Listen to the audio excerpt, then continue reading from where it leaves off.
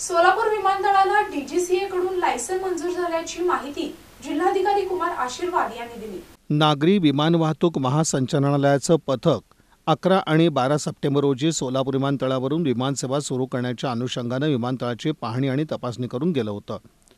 यामध्ये विमानतळाचे नियमन आणि सुरक्षा निरीक्षण प्रणालीद्वारे सुरक्षितता आणि हवाई सक्षमता तपासणी डीजीसीए कडून करण्यात आलेली होती।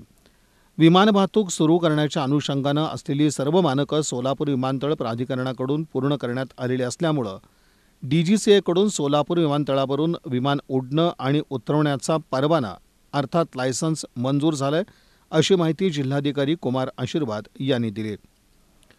तत्पूर्वी bureau of civil aviation security यांच्या अधिकाऱ्यांनी होडकी रोड सोलापूर विमानतळाची सुरक्षेच्या दृष्टिकोनातून विविध पातळीवर काटेकोरपणे तपासणी केली।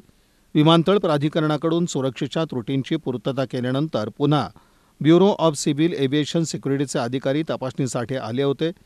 त्यांनी तपासणी झाल्यानंतर नागरी विमान वाहतूक महासंचालनालयाची टीम विमानतळाच्या विविध सुरक्षा मानकांबाबत तपासणी करण्यासाठी आलेली होती।